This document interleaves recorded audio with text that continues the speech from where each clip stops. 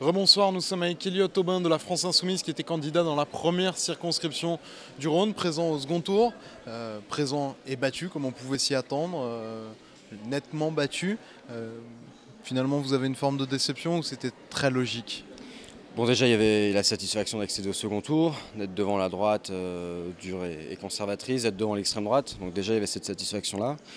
Là, on est a priori sur un rapport de force qui serait de 60-40. On est a priori des premières estimations proches de Ce 40. serait là aussi presque inespéré. Voilà, et je crois que c'est quand même un score qui est plutôt honorable par rapport à ce qu'ils nous annonçait du 80-20 et des scores qui avaient été faits sur le premier tour. On aurait presque triplé notre score. Donc à ce niveau-là, réussir à atteindre un score comme ça dans une circonscription qui, au départ, était une circonscription assez centriste, c'est plutôt satisfaisant. Bon, moi, je me réjouis surtout, c'est de la constitution d'un groupe France Insoumise à l'Assemblée nationale.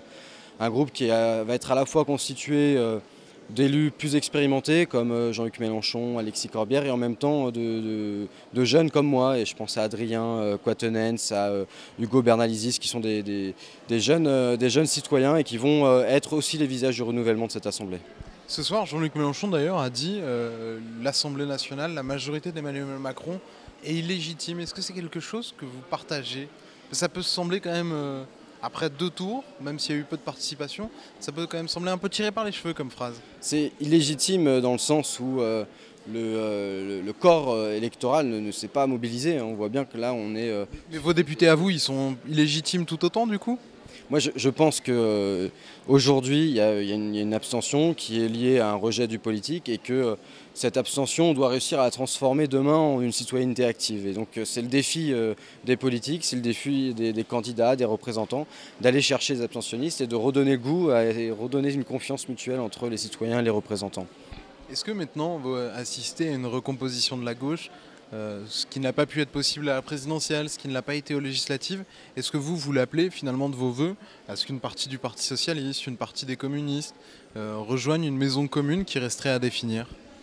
Moi, je crois que déjà, je voudrais féliciter la France Insoumise et l'Avenir en commun, le programme de la France Insoumise qui a été porté à la fois sur les présidentielles, à la fois sur les législatives, et qui a permis de mettre dans le débat d'idées et dans le débat politique un certain nombre de grandes orientations. La question de la 6ème République, de la transition écologique, de l'urgence sociale. Et c'est autour de ces questions-là qu'il faut réussir maintenant à se rassembler.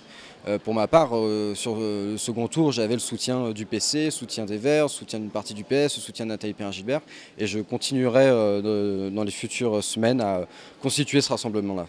Merci beaucoup Elliot Aubin. Merci.